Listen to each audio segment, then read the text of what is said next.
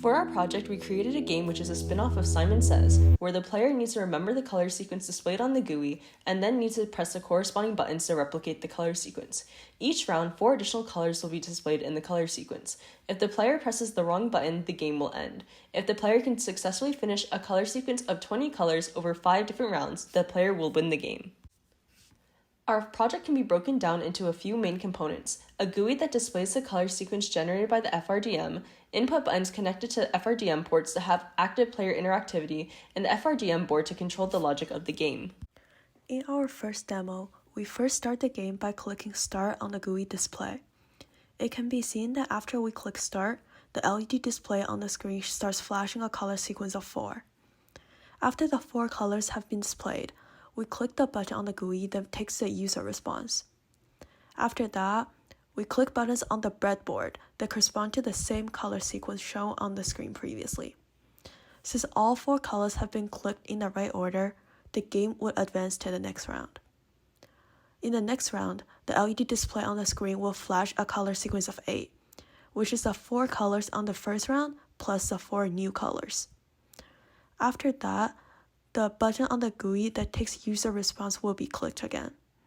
Then we will click buttons physically on the breadboard that correspond to the same color sequence shown on the screen, similarly to the way we did previously. The game will then advance to the third round.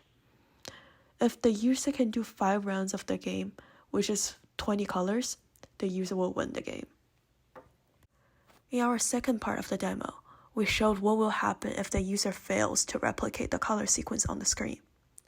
In the first round, the user successfully replicates the sequence of 4 colors. However, when it gets to the second round, the user fails to remember the color sequence and clicked a color in the wrong order. Therefore, the screen will display a message that says game over, and the game will end. For the coded aspect of the GUI, we utilized the Python package tkinter and its extension, custom tkinter. This Python package is a standard GUI library that allows for graphical interface development through sets of tools and widgets. Throughout the whole process of implementing the GUI, we refer to the package documentation to create aspects of the interface. For example, using tkinter and custom tkinter's class objects such as CTK label and CTK button, we were able to create a label and button respectively. This was done for all other visual elements of the GUI until the final design was created.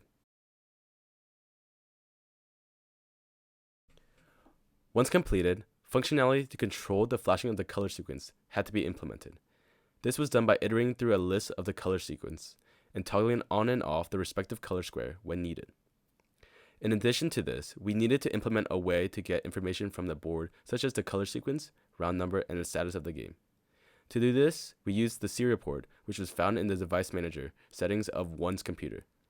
By using an infinite while loop, we implemented a continuous reading of the serial port, which would end when the information was received by the GUI.